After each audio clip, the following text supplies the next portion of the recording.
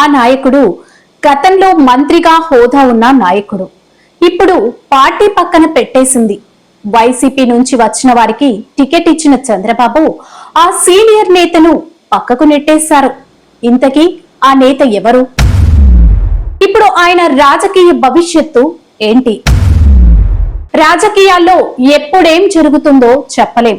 ఒకప్పుడు ముఖ్యమంత్రి చంద్రబాబు నాయుడు సర్కార్లో కీలక మంత్రిగా పనిచేసిన దేవినేని ఉమామహేశ్వరరావుకు ఈసారి టీడీపీ టికెట్ కూడా దక్కలేదు. వైసీపీ నుంచి టీడీపీలోకి వచ్చిన వసంత కృష్ణ ప్రసాద్ కి టికెట్ ఇచ్చారు. దీంతో ఉమాకు రాజకీయ భవిష్యత్తుపై అనేక సందేహాలు తెరపైకి వచ్చాయి. అభిమానులు కూడా నిరాశలో మునిగిపోయారు. కూటమి ప్రభుత్వం అధికారంలోకి వచ్చిన తర్వాత నామినేటెడ్ పదవుల్లో అయినా అవకాశం వస్తుందని ఊహించారు. కానీ తాజాగా విడుదలైన పదవుల లిస్టులో కూడా ఉమాకు ఛాన్స్ రాలేదు. దీంతో అధిష్టానం ఆయన్ని పూర్తిగా పక్కకు నెట్టివేసిందన్న వాదనలు బలపడుతున్నాయి. ఇప్పుడు మైలవరం నియోజకవర్గంలో వసంత కృష్ణ ప్రసాద్ ఫుల్ డామినేషన్ చూపుతున్నారు. దీంతో ఉమా పెద్దగా యాక్టివ్ గా కనబడడం లేదు. నియోజకవర్గంలో తిరగడం లేదు. మీడియాకు దూరంగా ఉంటున్నారు. లోకేష్ తో విభేదాల కారణంగానే టికెట్ రాలేదన్న వార్తలు వస్తున్నాయి. దేవినేని ఉమా తొలిసారి 1999లో నందిగామ నుంచి ఎమ్మెల్యే అయ్యారు. ఆ తర్వాత 2004లో మళ్లీ గెలిచారు.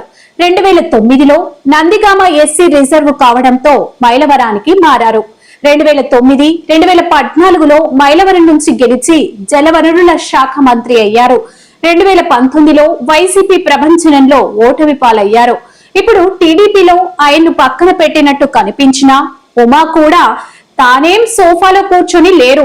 2027లో జరగనున్న అసెంబ్లీ పునర్విభజనలో నందిగామ ఓపెన్ కేటగిరీగా మారే అవకాశాలపై నిఘా వేస్తున్నారు.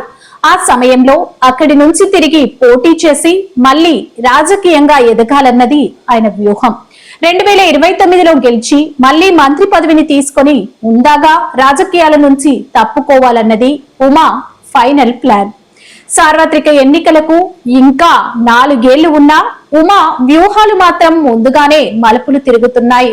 రాజకీయ వర్గాల్లో చర్చ ఒకటే, పాదరసం కంటే వేగంగా ఆలోచిస్తున్న ఉమా చూడాలి మరి 2029 నాటికి ఆయన రాజకీయ జీవితం ఇంకోసారి సుదీర్ఘమైన మార్గం తీసుకుంటుందా లేక ముగింపు దశలోకి వెళ్తుందా?